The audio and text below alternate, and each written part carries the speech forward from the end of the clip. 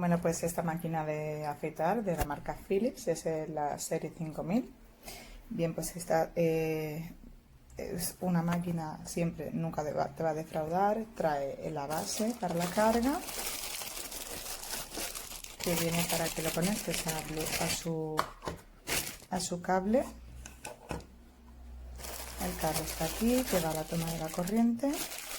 Una brochita para su limpieza del cabezal.